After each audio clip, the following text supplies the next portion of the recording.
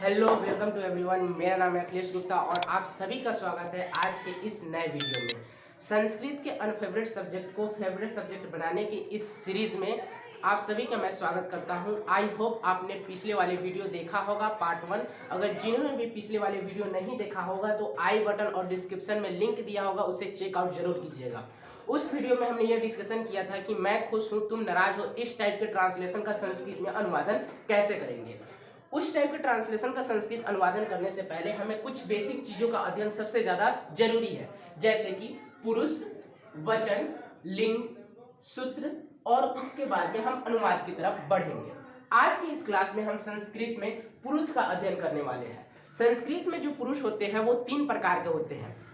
पहला प्रथम पुरुष, मध्यम पुरुष और उत्तम पुरुष। प्रथम पुरुष किसे कहा जाता है? जिसके विषय में कुछ कहा जाए उसे हम प्रथम पुरुष कहते हैं। अगर हम किसी तीसरे की चर्चा कर रहे हैं तो वो हमारा प्रथम पुरुष कहलाता है। मध्यम पुरुष इसे कहते हैं, सुनने वाले को हम मध्यम पुरुष कहते हैं, और उत्तम पुरुष कहने वाले या बोलने वाले को हम उत्तम पुरुष कहते हैं। यहाँ पे हमने कुछ डायग्राम बनाए हुए हैं, जैसे यहाँ पे मैं हूँ और यहाँ पे तुम हो। मैं अभी पढ़ा रहा हूँ, मतलब मैं बोल रहा हूँ, तो मैं कौन सा पुरुष हूँगा? उत्तम पुरुष हूँगा। और तुम लोग सुन रहे हो तो तुम लोग सुनने वाले हो, तो कौन से पुरुष हुए? मध्यम पुरुष हुए। और यही हम दोनों के बीच बात हो रही है, कन्वर्सेशन हो रहा है, लेकिन हम किसी तीसरे की बात कर रहे हैं कि सीता अच्छी लड़की है, या फिर वह अच्छी लड़की है, या फिर वे दोनों अच्छे लड़के थे, वे सब अच्छे लड़के थे। तो वहां पे जो हम तीसरे की चर्चा कर रहे हैं तो वो हमारा हो जाता है प्रथम पुरुष।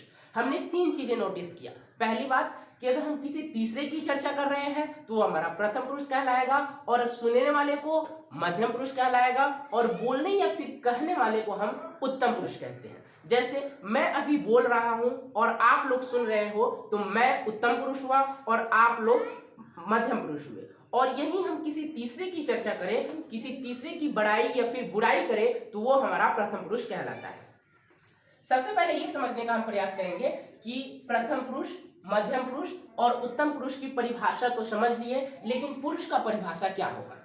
तो इसका परिभाषा बनाना काफी इजी है। कहने वाले, सुनने वाले तथा जिसके विषय में कुछ कहा जाए उसे पुरुष कहते हैं। पुरुष का परिभाषा बनाने के लिए हम ये तीनों परिभाषाओं को आपस में मिक्स कर देंगे, और मिक्स करने से जो हमारा डिफिनेशन निकलेगा वही डिफिनेशन हमारा पुरुष का हो जाता है। बोलने वाले, सुनने वाले तथा जिसके विषय में कुछ कहा जाए उसे हम पुरुष कहते हैं। पुरुष संस्कृत में 3 प्रकार के होते हैं, प्रथम पुरुष, मध्यम पुरुष और उत्तम पुरुष। प्रथम पुरुष किसे कहा जाता है? जिसके विषय में कुछ कहा जाए उसे प्रथम पुरुष कहा जाता है, सुनने वाले को मध्यम पुरुष कहा जाता है, और बोलने या फिर कहने वाले को हम उत्तम पुरुष कहते हैं। चलिए, यहाँ पे हमने ये देखना है कि प्रथम पुरुष, मध्यम पुरुष और उत्तम पुरुष के बारे में। प्रथम पुरुष, यदि हम वह बोल रहे हैं कि वह सीता है या फिर वह गीता है, तो यहाँ पे हम किसी तीसरे की चर्चा कर रहे हैं। वही वह का संस्कृत स होता है पुरुष के लिए, और वह का संस्कृत सा होता है स्त्री के लिए।